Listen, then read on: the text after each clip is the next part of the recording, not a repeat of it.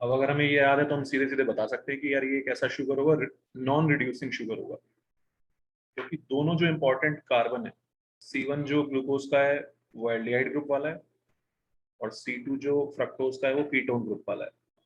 ठीक है, दोनों ग्लाइकोसिडिक लिंकेज में इन्वॉल्व हो गए, इसलिए सुक्रोज कैसा हो जाएगा, non reducing sugar. Understood everyone? ठीक है, तो ये सब बच्चों आए हुए हैं क्वेश्चंस मेंस में, जेई मेंस में एक एक चीज यहाँ से उठ के आई हुई है, तो आपको ध्यान रखना है सुक्रोज में कौन कहाँ से जुड़ रहा है, ज्वाइन हो रहा है।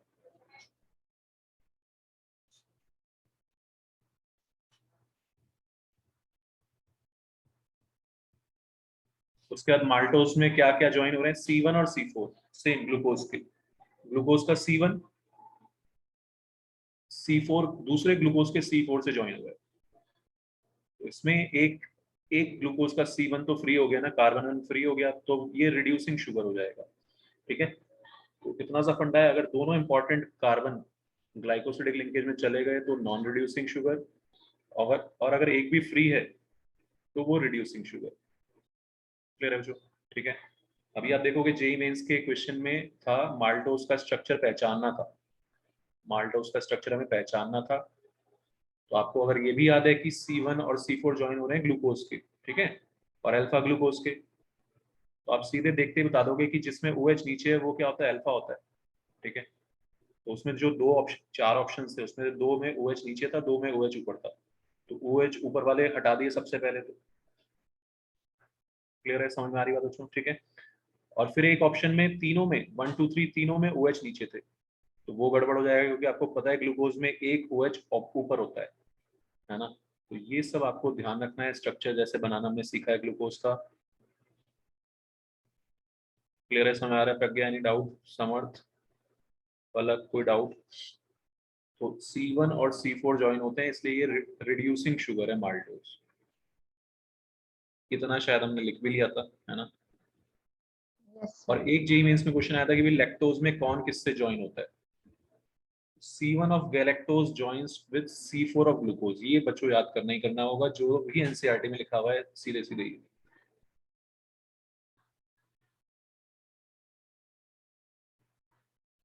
क्लियर? तो C1 of galactose and C4 of glucose, अब आप जानते हो कि ग्लूकोज का C1 जो है वो एल्डिहाइड ग्रुप है, तो C1 फ्री है, मतलब C4 जा रहा है बॉन्डिंग में ग्लाइकोसिडिक लिंकेज में, तो C1 तो फ्री है ना। तो फ्री एल्डिहाइड ग्रुप में be produced at C1 of glucose unit, hence it is a reducing sugar. तो लैक्टोज कैसा शुगर हो गया, रिड्यूसिंग शुगर हो गया। ठीक है, तो हमने लास्ट क्लास में जो ये सब लिख लिया था, शायद लैक्टोज का नहीं था, तो वो भी लिख लेते हैं, C1 of galactose with C4 of.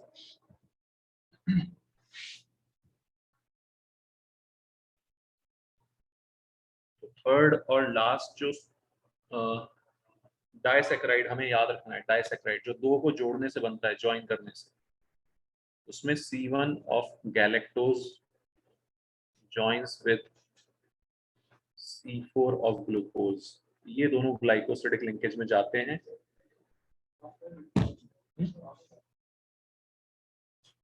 Screen नहीं आ रही?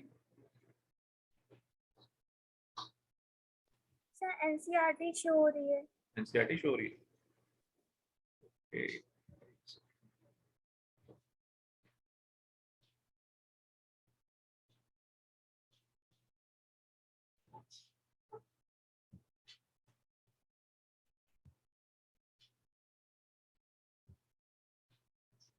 अब बच्चों, ठीक है, yes sir. C1 of yes sir. Galactose और C4 ऑफ ग्लूकोज ज्वाइन होते हैं, ये आपको जो याद करना है। और आप जानते हो C1 ग्लूकोज के C1 पे कार्बोहाइड्रेट या एल्डिहाइड ग्रुप होता है। ठीक है, बार बार बोल के यार ये सब रटना है केमिस्ट्री में, मैं क्या करूँ, आपको रटना है ना। ठीक है, तो C1 of glucose is free, so it is a reducing sugar.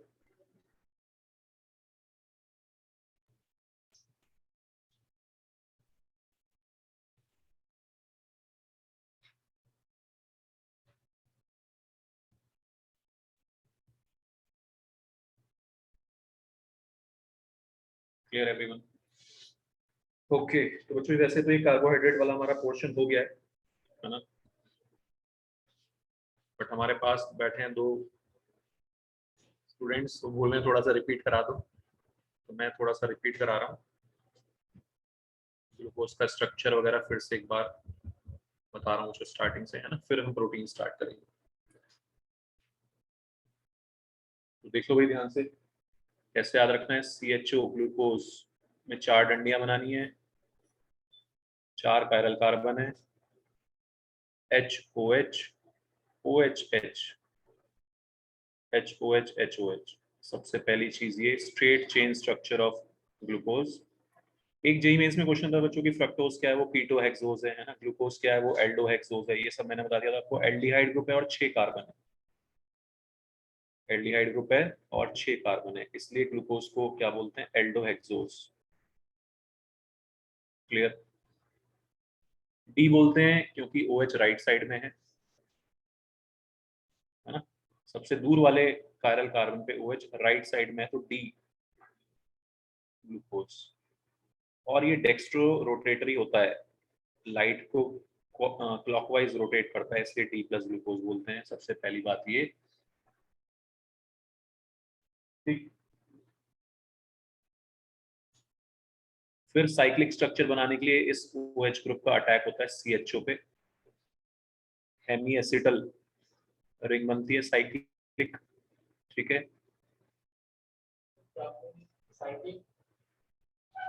Cyclic structure. ठीक है, तो जैसे एल्डिहाइड कीटोन में होता था, अल्कोहल जो है अटैच हो जाता था CHO पे, इसलिए ये OH ऊपर अटैक करेगा, तो ऊपर वाले कार्बन पे भी HOH आ जाएगा। ठीक है, नहीं ऊपर वाले कार्बन पे भी क्या आ जाएगा, HOH। और अब इसमें 5 डंडियां लगाएंगे हम, क्योंकि 4 तो पहले से थी। एक ऊपर वाला कार्बन 1 पे भी HOH आ गया। समझ में आ रही बात।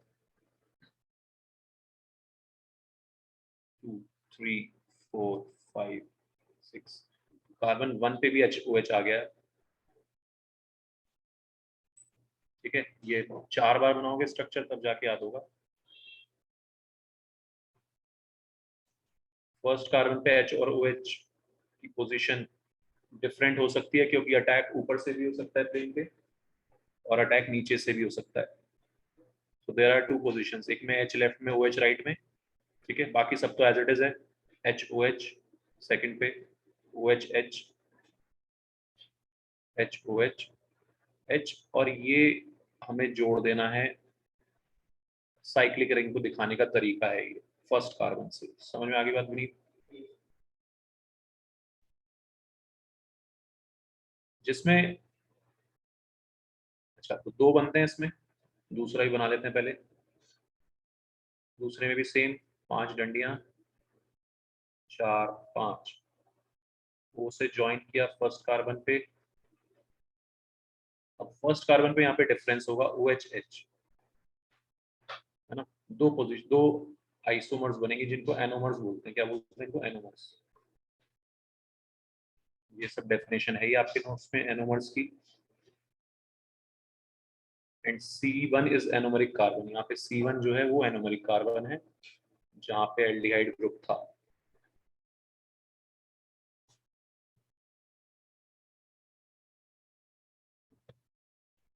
लेफ्ट वाला इस, जिसमें OH राइट में होता है उसको बोलते हैं अल्फा, जिसमें OH लेफ्ट में होता है उसको बोलते हैं beta.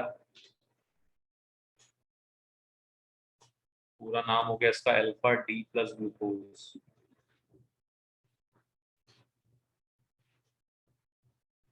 Beta D plus glucose.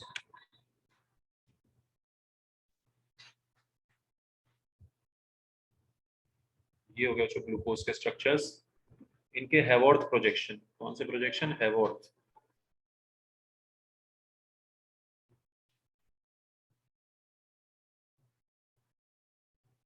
हैवॉर्थ projection में इसको ऐसे साइक्लिक रिंग 6 मेंबर की लिटा दिया। ठीक है, इसको ऐसे पकड़ के लिटाया है, तो जो राइट में था वो नीचे आ गया, जो राइट में था वो कहाँ आ गया, नीचे। तो OH राइट में है, अल्फा में वो नीचे आ गया। तो अल्फा कैसे पहचानना है, हैवॉर्थ में OH नीचे होगा पहले कार्बन पे। Understood everyone. क्लॉकवाइज जाते हुए पहला कार्बन होगा फर्स्ट, सेकंड, क्लॉकवाइज देखना है हमें, 3 4 5, छठा ऊपर टंगा हुआ होगा हवा में।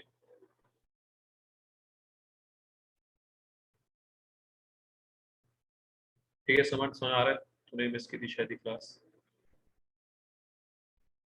हाँ, से समझ में आ रहा है, वो मैंने वीडियो देख लिया था उसका। देखिए था वीडियो।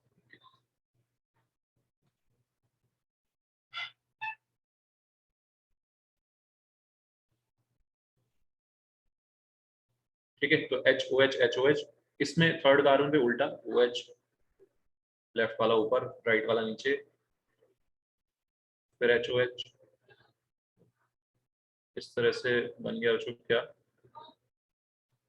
Alpha D plus. और पायरान ऑर्गेनिक कंपाउंड से नाम उठाया है इसका, तो alpha D plus glucopyranose, alpha D plus glucopyranose. कहाँ से नाम उठाया इसका? पायरान से।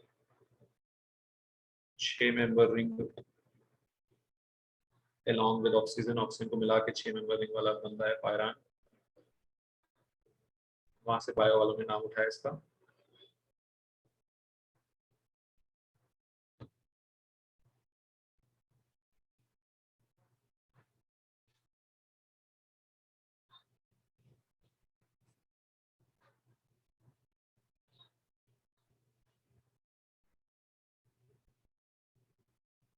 बीटा में OH ऊपर आ जाएगा फर्स्ट कार्बन पे, बाकी सब as it is copy paste.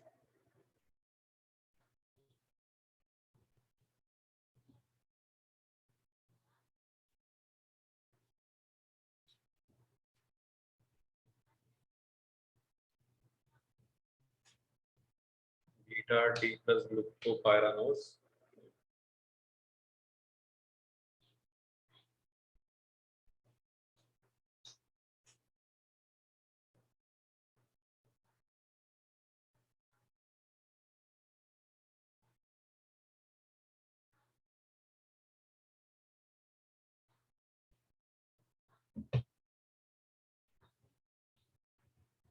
ये हो गए बच्चों ग्लूकोज के स्ट्रक्चर्स।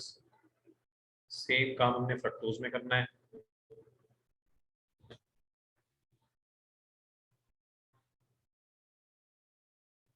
फ्रक्टोज में सेकंड कार्बन पे कीटोन ग्रुप है, उसके बाद बिल्कुल सेम है जैसा ग्लूकोज है, थर्ड कार्बन से, थर्ड कार्बन से जैसा ग्लूकोज है बिल्कुल वैसा ही क्या है फ्रक्टोज, OHH है ना। सेकंड कार्बन पे HOH था, फिर थर्ड कार्बन से OHH था, तो बिल्कुल वैसा ही है, OHH HOH HOH।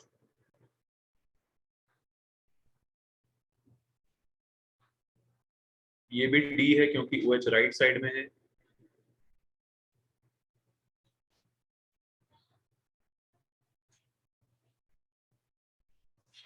ये लीवो रोटेटरी होता है, D माइनस फ्रक्टोज। इसमें इसका अटैक यहाँ होगा तो 5 मेंबर रिंग बनेगी।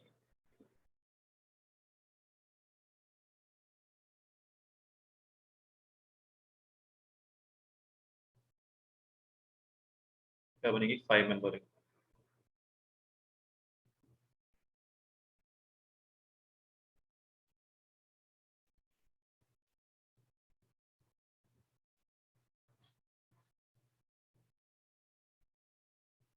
ठीक है, तो यहाँ पे लेफ्ट में 3 डंडियां थी, अब 4 डंडियां आ गई। वही ऊपर वाले इस वाले कार्बन पे OH एक बार राइट में आएगा, एक बार लेफ्ट में आएगा।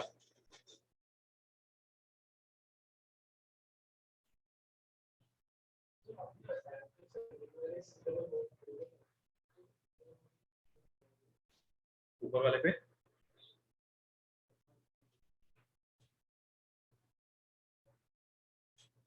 ये फर्स्ट कार्बन है, ये सेकंड, थर्ड, फोर्थ, फिफ्थ। ठीक है, बनाया वैसे है।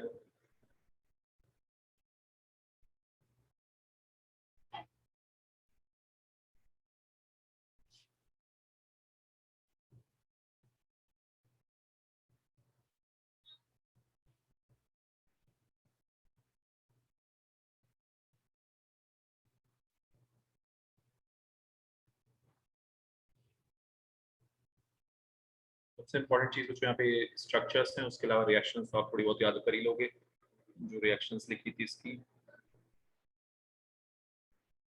स्ट्रक्चर्स का क्वेश्चन हर जगह, मतलब एडवांस में भी, मेंस में भी हर जगह पूछा जाता है।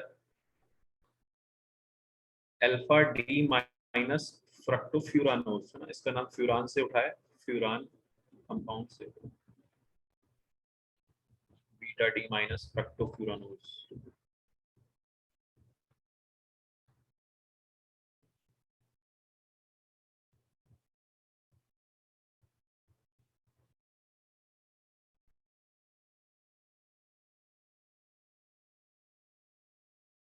इसमें हेवॉर्थ प्रोजेक्शन में 5 मेंबर रिंग बनाते हैं।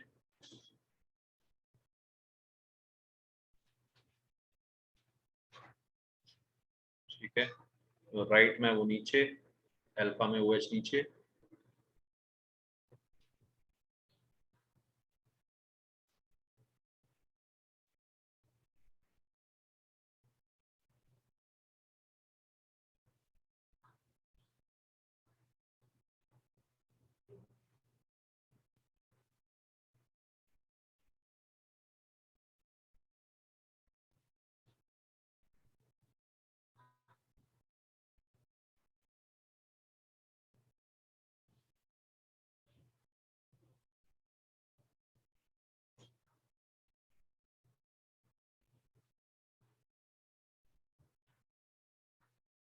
ठीक है, नाम तो इनके लिखी दिए ऊपर, कहाँ से उठाए हैं, फ्यूरान।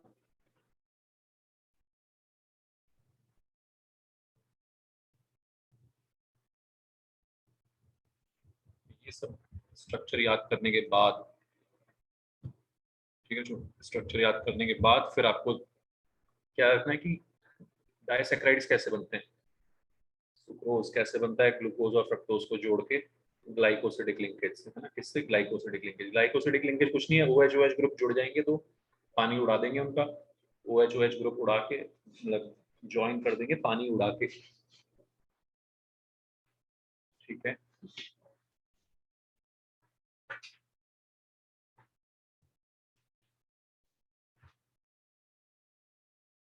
जैसे कि यहाँ पे आप देख सकते हो, सुक्रोज में ग्लूकोज और फ्रक्टोज के 2 OH ग्रुप, एक C1 वाला और एक C2 वाला, C1 वाला और C2 वाला, दोनों OH से पानी उड़ाया और COC, ये बॉन्ड बन गया, कार्बन ऑक्सीजन कार्बन। क्या बोलते हैं इसको? Glycosidic linkage. ऐसे बनते हैं हमारे डाइसैकेराइड्स, और ऐसे ही बनते हैं हमारे पॉलीसैकेराइड्स। तो एटलीस्ट डाइसैकेराइड याद करना है। पॉलीसैकेराइड्स देख के आप डर भी सकते हो, जैसे ये स्टार्च आ गया,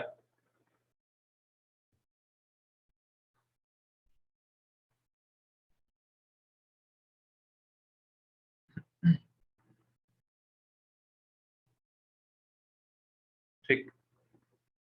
It is a branched chain polymer of alpha D glucose units, and the chain is formed by C1 to C4 glycosidic linkage, है ना। तो चेन कैसे बन रही है? C1 C4 को ज्वाइन करते जा रहे हैं, क्लियर है? जो C1 से C4 को ज्वाइन करते जा रहे हैं लगातार, ऐसे बन रही है चेन, और ब्रांच बन रही है C1 C6 से। तो ये खतरनाक सा स्ट्रक्चर बन गया, देखो, मतलब चेन भी है और ब्रांच भी है, दो दो चीजें। ठीक है, तो इतना नहीं याद करना, टेंशन मत लो। ठीक है, बस ये ध्यान रखना है कि C1 से C4 ज्वाइन होते जा रहे हैं, और मतलब डाइसैकेराइड्स को भी फोकस करो, ये याद करना थोड़ा ज्यादा मुश्किल हो जाएगा।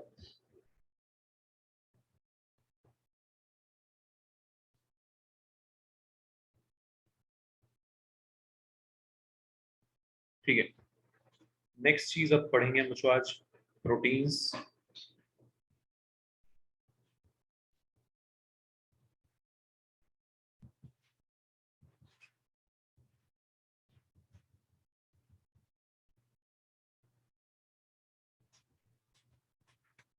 प्रोटीन्स के मोनोमर्स होते हैं अल्फा अमीनो एसिड्स।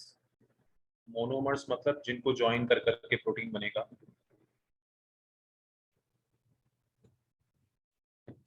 इनको जोड़ जोड़ के प्रोटीन बनेगा। अल्फा अमीनो एसिड्स, क्या मतलब अल्फा अमीनो एसिड्स का? CH, COH, NH2 और ये R।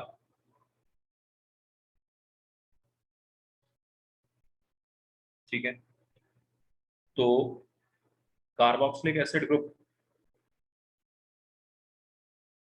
के अल्फा कार्बन पे, कार्बोक्सिलिक एसिड ग्रुप के अल्फा कार्बन पे NH2 ग्रुप लगा हुआ है ना? क्या बोलते हैं इसको? Alpha amino acid. अल्फा पे अमाइन ग्रुप है और कार्बोक्सिलिक एसिड है, तो दोनों ग्रुप्स हैं इसमें, अमीनो मतलब बेसिक ग्रुप भी है और एसिडिक ग्रुप भी है, both groups are present.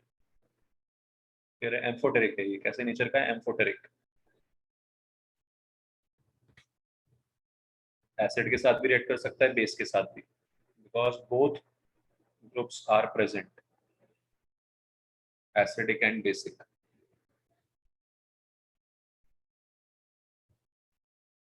Are बच्चों कुछ भी हो सकता है, तो जैसे ये टेबल बना हुआ है ना,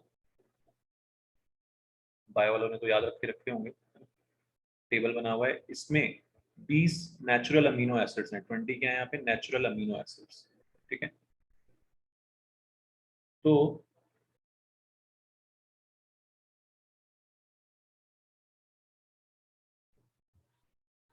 नेचुरल अमीनो एसिड्स में सबसे छोटा है जिसमें आर की जगह एच लगा होता है, सबसे छोटा स्मॉलेस्ट। आर की जगह एच बनेगा तो क्या आ जाएगा? NH2CH2COH, glycine, smallest natural amino acid, smallest natural amino acid.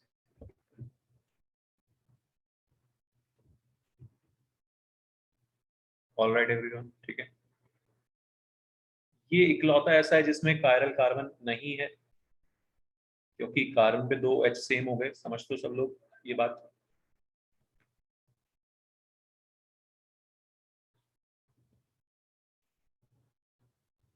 Only amino acid with no chiral carbon,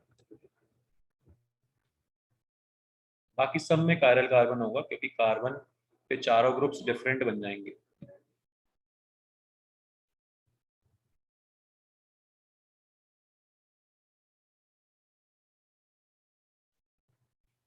ठीक है, कार्बन पे चारों ग्रुप्स क्या बन जाएंगे? डिफरेंट। एक तरफ COH, एक तरफ NH2। क्लियर है तो सबको ये चीज?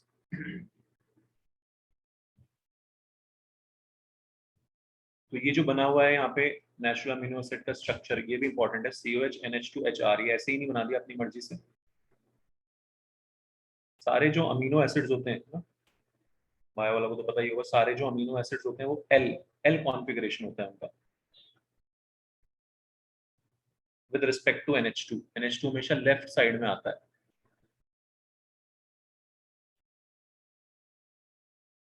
ये याद रखना है आपको, ऑल नेचुरल अमीनो एसिड्स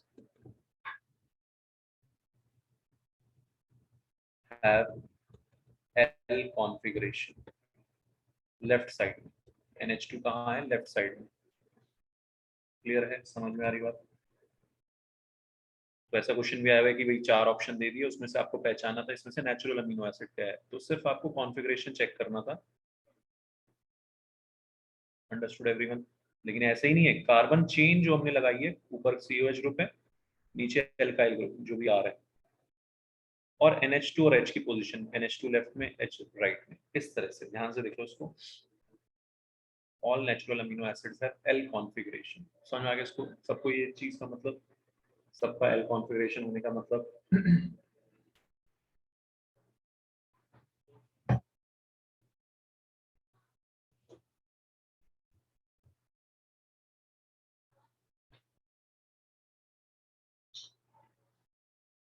तो ये बच्चों जो अमीनो एसिड्स हैं ये जॉइन होते हैं आपस में, फिर से वैसे ही ज्वाइन होंगे जैसे वहां पर ग्लूकोज फ्रक्टोज ज्वाइन हो रहे थे पानी उड़ा के, वहां पे लिंकेज का नाम था ग्लाइकोसिडिक लिंकेज। यहाँ पे लिंकेज को बोलते हैं पेप्टाइड बॉन्ड्स। क्या बोलते हैं? Peptide bonds. दो सबसे छोटे वाले उठा रहा हूं मैं, ग्लाइसिन, 2 ग्लाइसिन उठाए, उनको जोड़ रहे हैं, तो ऑर्गेनिक रिएक्शन चलेगी,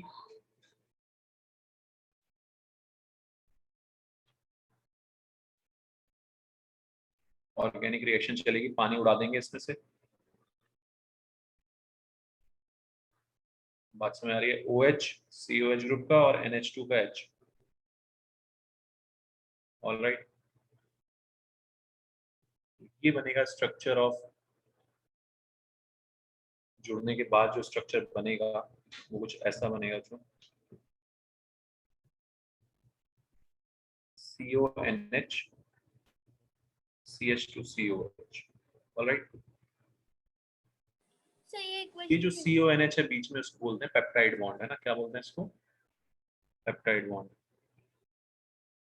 ठीक है प्रज्ञा, समझ आ रहा है सबको? कोई दिक्कत?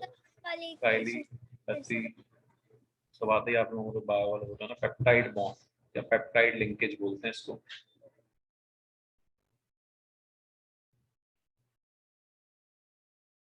इसमें पेप्टाइड लिंकेज में थोड़ा वही रेजोनेंस की वजह से डबल बॉन्ड करेक्टर है, ये सब कोई पूछे अगर थ्योरेटिकल क्वेश्चन हो तो इसमें रेजोनेंस की वजह से डबल बॉन्ड करेक्टर भी आएगा। अंडरस्टूड? एक इनका इंटरेस्टिंग स्टाइल होता है नाम देने का कि भाई दो ग्लाइसिन जोड़े हैं तो बोल दो ग्लाय ग्लाय, क्या बोल दो? ग्लाय ग्लाय। पहले दो दो, सॉरी, पहले तीन तीन वर्ड्स उठा लो।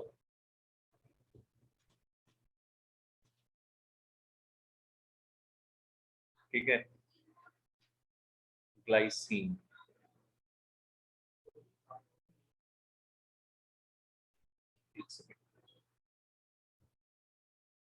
अच्छा, मतलब वही है, जेई मेंस वाले तो आजकल बहुत ही हद गंदगी मचा देते हैं। कुछ क्वेश्चन है ना, उनको क्वेश्चन इतने सारे बनाने, इतने सारी शिफ्ट में हो रहे हैं, चार चार बार पेपर हो रहे हैं, कुछ भी बना देते हैं क्वेश्चन में। कई क्वेश्चंस में उनको, आपको ऐसे भी जरूरत थी कि आपको टेबल भी याद होना चाहिए, मतलब बहुत मुश्किल है याद करना, बट एक आधा क्वेश्चन ऐसा ऐसे आए हुए हैं। समझ में आ रहा है? क्लियर है everyone? Glutamic acid, aspartic acid. ठीक है, अभी बताऊंगा किस टाइप का क्वेश्चन। ठीक है, तो कुछ ऐसे क्वेश्चन भी थे जिसमें आपको ये पता भी होना चाहिए, बट बहुत मुश्किल है याद करना। आर की जगह CH3 होता है तो क्या होता है? एलानाइन। एलानाइन तो एक दो लेकिन एडवांस के क्वेश्चंस में भी यूज हुआ है ऑर्गेनिक प्रोडक्ट बनाते बनाते वक्त, ऑर्गेनिक प्रोडक्ट बनाते वक्त। समझ में आ रही बात? ये सब चीजें आपको दिमाग में रखनी है। लेकिन एडवांस वाले थोड़े से शरीफ होते हैं, एडवांस वाले सिर्फ पहले दो, ग्लाइसिन और एलानाइन, इससे ज्यादा आगे नहीं जाते। पहले एक दो या तीन से ही वो अपना बढ़िया तगड़ा क्वेश्चन बना लेते हैं, उनको ज्यादा डीप में जाने की जरूरत पड़ती नहीं, उनको टफ क्वेश्चन बनाने के लिए वो ऐसे बना लेते हैं। समझ में आ रही बात है सबको? टिक। ओके, तो ये दो जुड़ने के बाद जो बना इसको बोलते हैं डाइपेप्टाइड। क्या बोलते हैं इसको? डाइपेप्टाइड। तीन जोड़ के जो बनेगा उसको बोलेंगे ट्राइपेप्टाइड।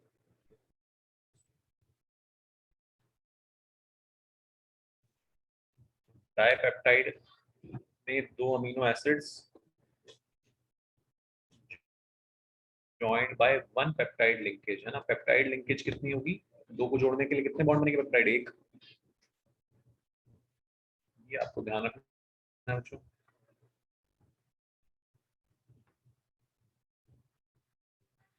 ट्राइपेप्टाइड में तीन amino acids joined by two peptide linkage.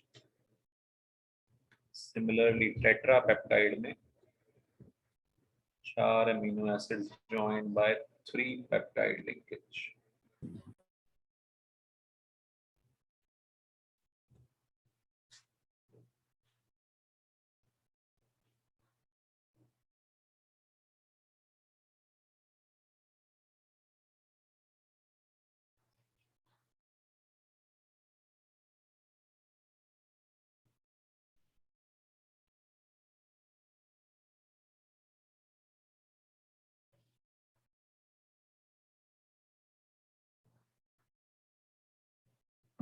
ठीक है,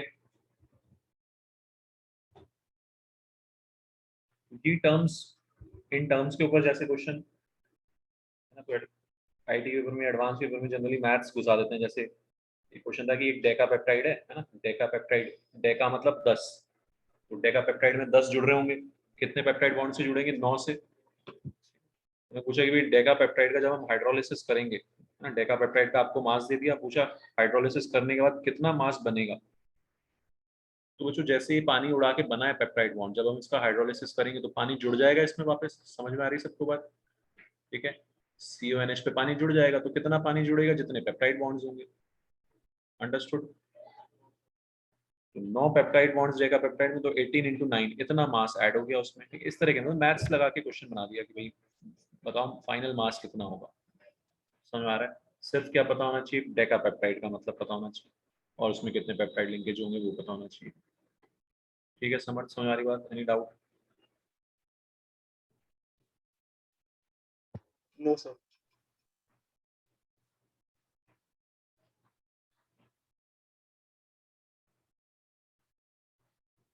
तो समझ आ गया सबको? Dipeptide, tripeptide, tetrapeptide. प्रोटीन्स क्या होते हैं? प्रोटीन्स होते हैं जिसमें बहुत सारे 100 से ज्यादा, 50 से ज्यादा अमीनो एसिड ज्वाइंट होते हैं। Polypeptide,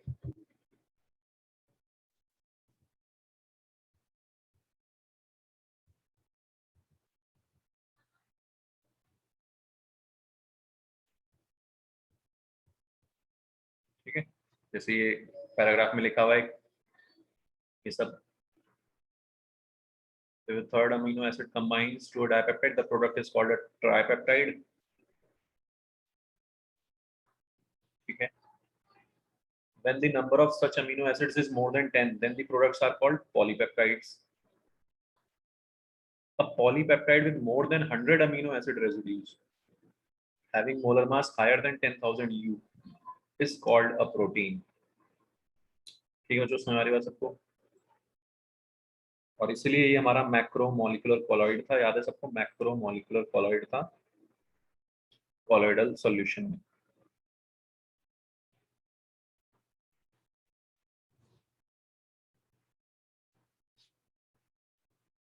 So a polypeptide with more than 100 amino acid residues, protein की डेफिनेशन आ गई।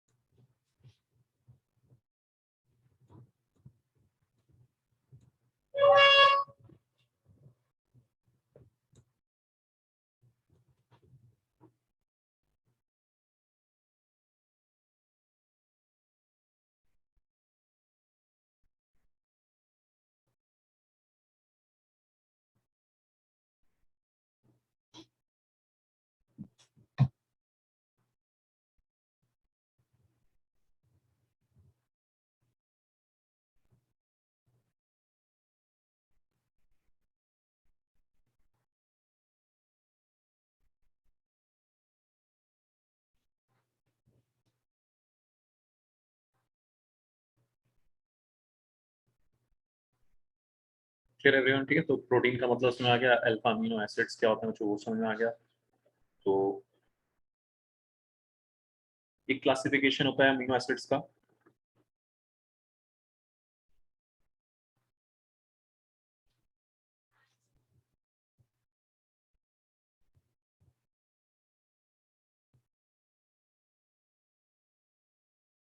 न्यूट्रल अमीनो एसिड, जिसमें एक CH2 मतलब एक एसिडिक और एक बेसिक ग्रुप होगा बच्चों, एक एसिडिक और एक बेसिक ग्रुप, उसको क्या बोलेंगे? Neutral amino acid. एक एसिड एक बेस। अगर एसिडिक ग्रुप ज्यादा है बेसिक ग्रुप से तो उसको बोलेंगे एसिडिक अमीनो एसिड, है ना? क्या बोलेंगे उसको? Acidic amino acid. मान लिया हमने ये R की जगह हमने लगा दिया CH2COH, सिर्फ यहाँ पे R को चेंज कर सकते हैं हम। समझ में आ रहा है? क्या सीन है अब इसमें? एसिडिक ग्रुप ज्यादा है, 2 एसिडिक ग्रुप में और एक बेसिक है। यहाँ पे एक एसिडिक था, एक बेसिक था। क्या बोलेंगे जो उसको? एसिडिक अमीनो एसिड है ना। तो ये सिंपल सा क्लासिफिकेशन है, समझ में आ गई बात सबको?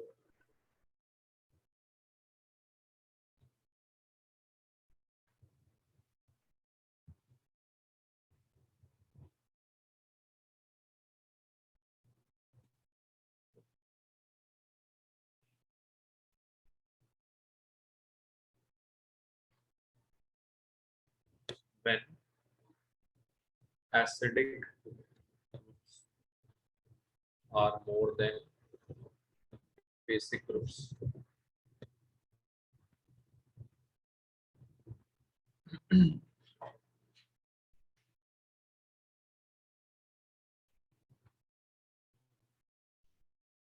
बेसिक अमीनो एसिड क्या होगा इसमें? अमीनो एसिड बेसिक ग्रुप ज्यादा होंगे। सो सिंपल, मान लिया CH2NH2 लगा दिया फॉर एग्जांपल। ऐसा कोई होता नहीं, मैंने ऐसे समझाने के लिए लगा दिया है। तो देखेंगे इनके एग्जांपल चार्ट में, उसमें टेबल में।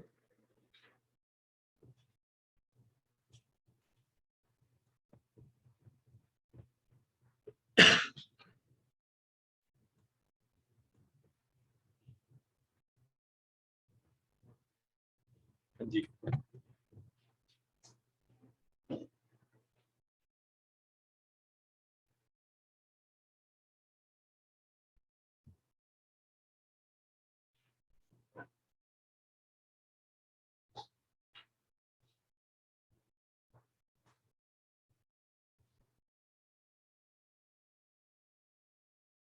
इसमें जो इस टाइप का क्वेश्चन आया था कि इनमें से कौन बेसिक अमीनो एसिड होगा, है ना।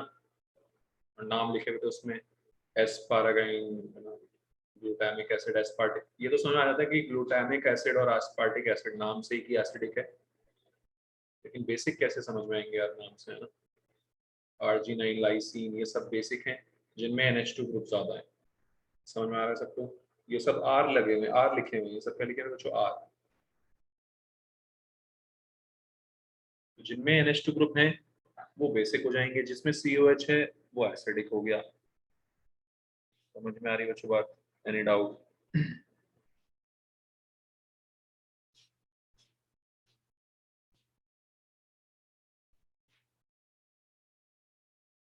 लाइसिन हमारा बेसिक हो जाएगा, Arg9 हमारा बेसिक हो जाएगा, ठीक है। ऊपर सारे न्यूट्रल हैं, पहले चारों, पांचवा भी न्यूट्रल है। Arg9 और लाइसिन कैसे हो गए हमारे? बेसिक। और 8 और 9 ग्लूटामिक एसिड, एस्पार्टिक एसिड कैसे हैं हमारे? एसिडिक। समझ में आ रही बात?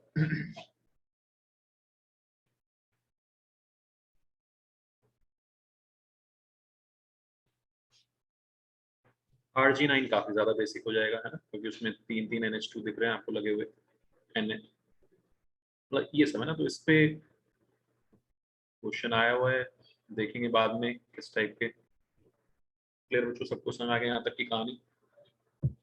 टेबल में क्या है समझ में आ गया सबको? ओके।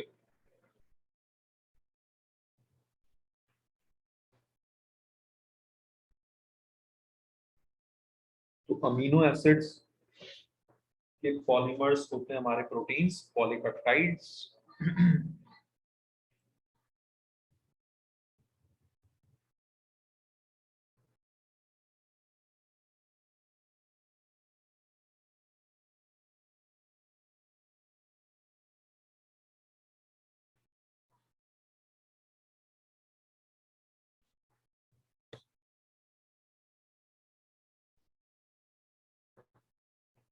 अब देखना जो इसकी इसमें क्वेश्चन, एक तो इस पे आइसोइलेक्ट्रिक पॉइंट की डेफिनेशन है ना, बोर्ड वालों का फेवरेट क्वेश्चन है। क्या होता है आइसोइलेक्ट्रिक पॉइंट? एक्सप्लेन करो। क्या होता है, समझना है इसको ध्यान से। एक कोई नॉर्मल न्यूट्रल वाला अमीनो एसिड है, लेट्स से ग्लाइसिन ही उठा लिया मैंने। At low pH, low pH मतलब एसिडिक कंडीशन, एसिडिक मीडियम। अगर मैं इसको लो पीएच पे रखूंगा ग्लाइसिन को, क्या होगा? H प्लस जाके चिपक जाएगा बेसिक ग्रुप पे, है ना? एसिडिक मीडियम में बेसिक ग्रुप रिएक्ट कर जाएगा H प्लस के साथ, कैटायन बन गया। क्या बन गया? कैटायन। कैटायनिक फॉर्म में आ गया ये। ठीक है, तो हम बोलेंगे कि भाई लो पीएच पे, लो पीएच पे किसकी तरफ? कैथोड की तरफ मूव करेगा, है ना? लो पीएच पे जो हमारा अमीनो एसिड है विल मूव टुवर्ड्स कैथोड। समझ में आ रहा है सबको? कोई दिक्कत परेशानी? कैटायन बन गया तो ऑब्वियसली कैथोड की तरफ जाएगा भाई। एट हाई पीएच, पीएच जब ज्यादा हो गई मतलब बेसिक मीडियम,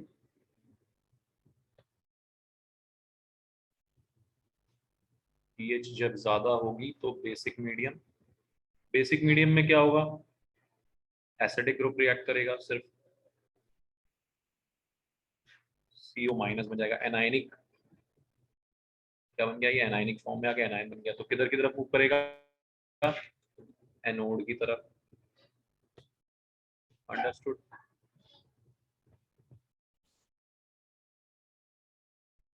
इस हाई पीएच और लो पीएच के बीच में कुछ ऐसी पीएच, एक ऐसी पीएच होगी बच्चों, समझना इसको ध्यान से। हाई पीएच और लो पीएच के बीच में एक ऐसी पीएच होगी जिसको आइसोइलेक्ट्रिक पॉइंट बोलते हैं।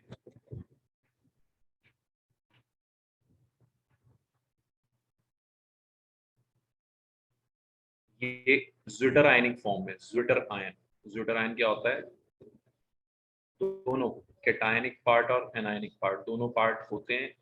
Overall molecule neutral, overall molecule neutral, ऐसे आयन को बोलते हैं zwitter ion.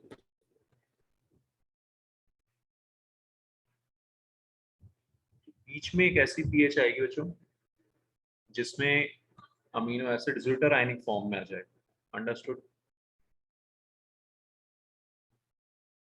Zwitter ion, zwitter ion is overall neutral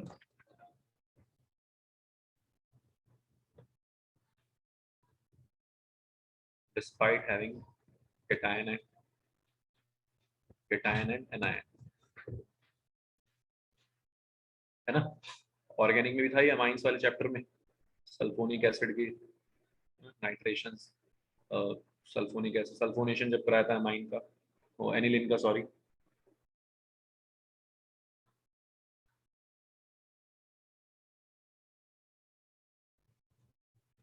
तो आइसोइलेक्ट्रिक पॉइंट पे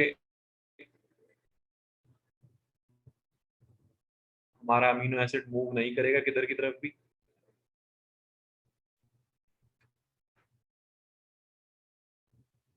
क्योंकि वो न्यूट्रल है ना? तो इस पीएच को बोलते हैं बच्चों आइसोइलेक्ट्रिक पॉइंट। समझ में आ रही कहानी सबको? ठीक। तो ज्यादा एसिडिक मीडियम में लो पीएच पे कैटायनिक फॉर्म, धीरे धीरे पीएच आप बढ़ाओगे, काफी देर तक कैटायनिक फॉर्म में रहेगा, फिर एक पीएच अचानक से ऐसी आएगी जिसपे वो ज्विटर आयन फॉर्म में कन्वर्ट हो जाएगा। और बढ़ाते जाओगे पीएच। ठीक है, सुना रहा है? पहले एच यहाँ से निकला COH से, फिर दूसरा एच भी निकल जाएगा, फिर वो एनायनिक फॉर्म में, ज्यादा बेसिक कर देंगे तो एनायनिक फॉर्म में हो जाएगा। Understood everyone? ये है आइसो इलेक्ट्रिक पॉइंट की कहानी।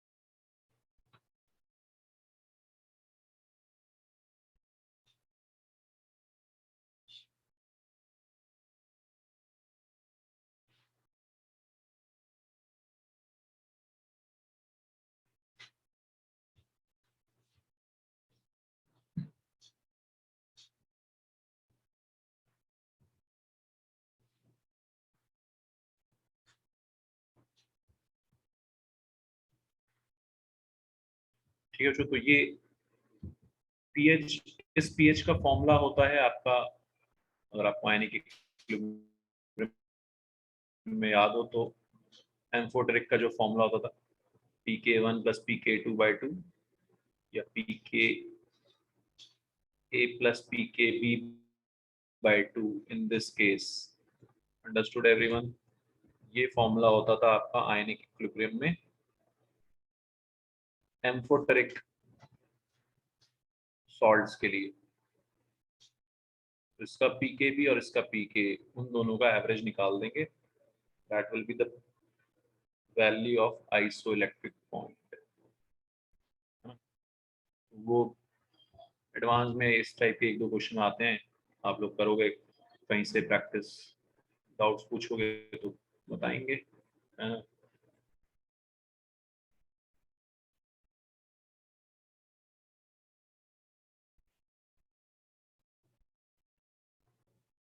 ठीक है, जो इतना समझ आएगा तो प्रोटीन्स क्या होते हैं, अल्फा अमीनो एसिड्स क्या होते हैं,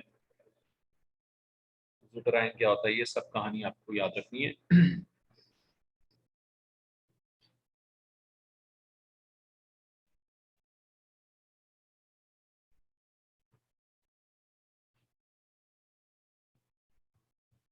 फिर आजकल ये मेंस में, अरे पता नहीं इनको मेंस वालों को क्या हो गया, ये बायो वाले क्वेश्चन भी डाल रहे हैं ये सब, है ना? इनके structures, proteins can be classified into 2 types, fibrous proteins molecular shape के बेसिस पे, फाइब्रस प्रोटीन्स, और ग्लोबुलर प्रोटीन्स, है ना? क्या होते हैं? फाइब्रस और ग्लोबुलर।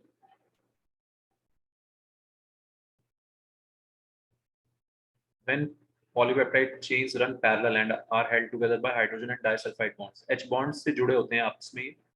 आपको CONH बॉन्ड दिख रहा है यहाँ पे, तो ये आपस में H बॉन्डिंग बनाने का सीन रहता है इनमें। फाइब्रस प्रोटीन्स वो होते हैं जो, जिसमें पॉलीपेप्टाइड चेन्स एक दूसरे के पैरेलल चल रही होती हैं और हाइड्रोजन डाइसल्फाइड बॉन्ड से ज्वाइन होते हैं, ये याद रखना है आपको।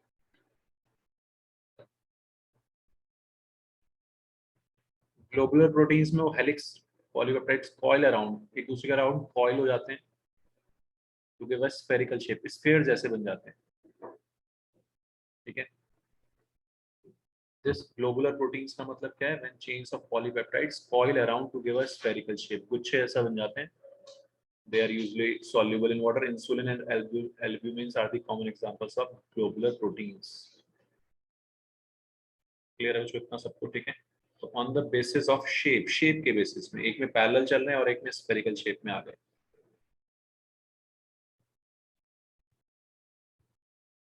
पहला क्लासिफिकेशन,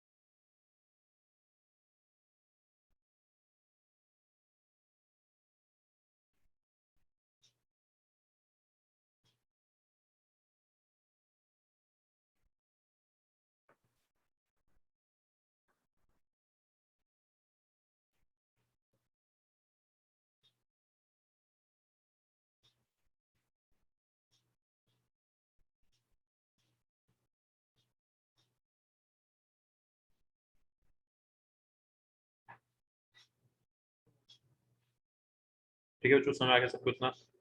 फाइब्रस, ग्लोबुलर, ये सब खैर बोर्ड में भी पूछा जाता है।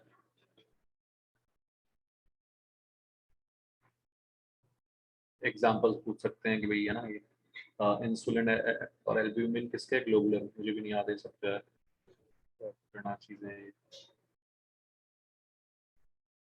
फाइब्रस इनसॉल्युबल इन वाटर और ग्लोबुलर सॉल्युबल इन वाटर। उसका एग्जांपल है keratin and myosin in muscles.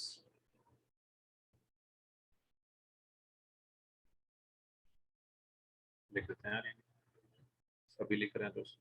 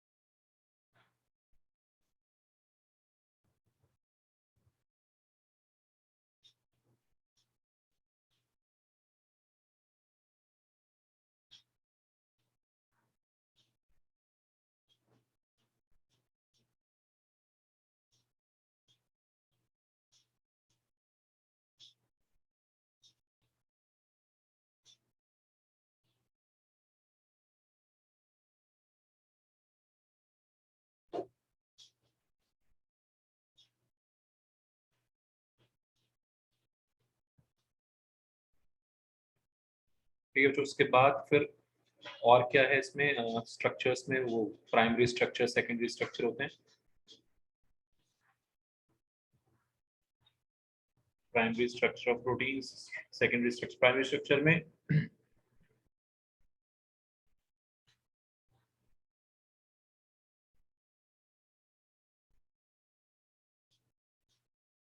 each polypeptide in a protein has amino acids linked with each other in a specific sequence, है ना, एक लाइन में जब लगे होते हैं तो उसको बोलते हैं प्राइमरी स्ट्रक्चर ऑफ प्रोटीन। हाँ दे रखा है, नीचे दे रखा होगा मेरे ख्याल से डायग्राम। हाँ, ये प्राइमरी स्ट्रक्चर में एक लाइन में सीक्वेंस में लगे होते हैं। सेकेंडरी स्ट्रक्चर में थोड़ा हेलिक्स फॉर्म में आ जाएंगे, कॉइल से बन के।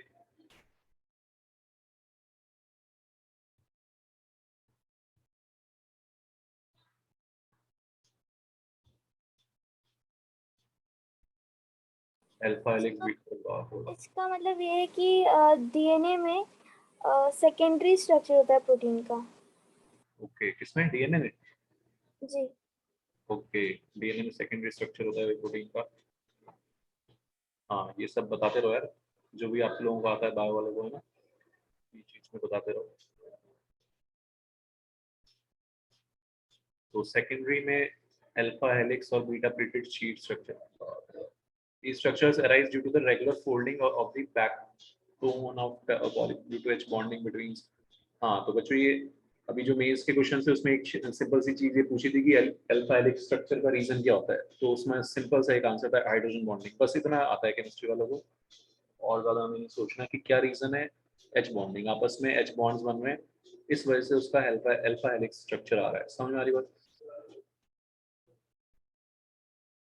Alpha helix is one of the most common ways in which a polypeptide chain forms all possible H bonds by twisting into a right-handed screw helix। ठीक है, तो सारे पॉसिबल हाइड्रोजन बॉन्ड्स बन जाते हैं अल्फा हेलिक्स स्ट्रक्चर में। Secondary में पढ़ रहे हैं ना ये?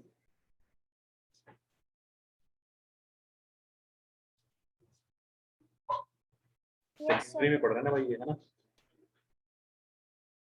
Secondary are found to exist in two different types of structure, alpha helix or beta plated sheet structure।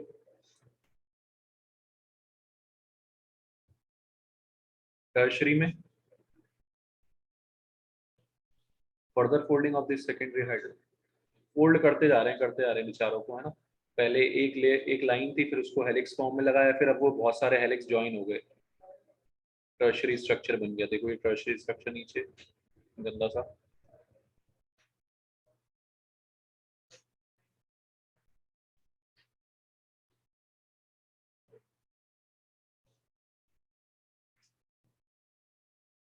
ठीक है, काम नहीं पड़ रहे सब, बेकार है।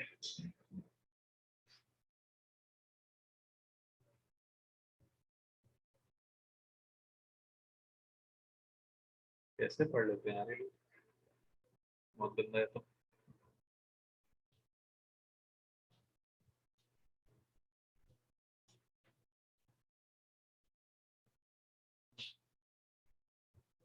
हाँ भैया, हमें तो एक चीज पता है, डीनेचुरेशन ऑफ प्रोटीन। ठीक है, जब अंडा बॉईल करते हैं तो उसका डीनेचुरेशन हो जाता है, उसके एच बॉन्ड्स टूट जाते हैं।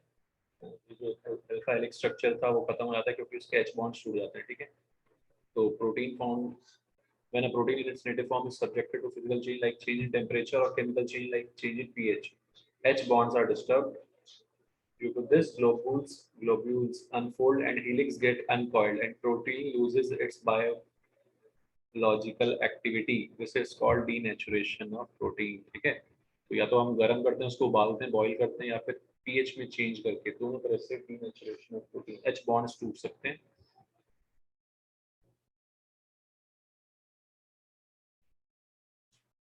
During denaturation, 2 degree and 3 degree structures are destroyed. Secondary और प्राइमरी स्ट्रक्चर डिस्ट्रॉय होंगे, आपस में जो एच बॉन्ड बन रहे थे, but 1 degree structure remains intact. Line में तो लगे ही रहेंगे, लाइन में जो लगे हुए हैं वो तो एच बॉन्डिंग से थोड़ी ना, वो तो केमिकल बॉन्ड, वो तो पेप्टाइड बॉन्ड से लगे हुए हैं। ठीक है, ये आपको ध्यान रखना है कि भाई 2 डिग्री और 3 डिग्री स्ट्रक्चर्स डिस्ट्रॉय होंगे, 1 degree structure will remain intact.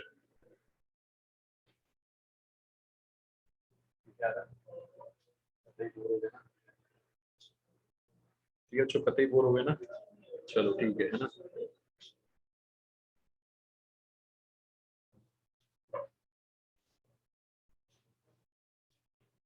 ठीक है, चलो, तो ये सब आपको पढ़ना है, थोड़ा सा और बचा है, इसको नेक्स्ट क्लास में खत्म करके फिर पी ब्लॉक स्टार्ट करेंगे। ठीक है, क्या स्टार्ट करेंगे? पी ब्लॉक, है ना। इसका पी ब्लॉक ही बचा है ना हमारा फर्स्ट टर्म वाले टॉपिक्स का।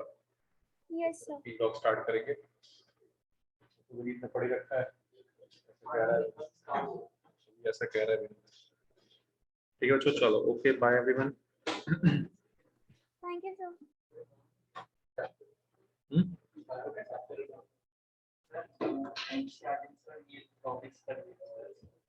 एनसीईआरटी में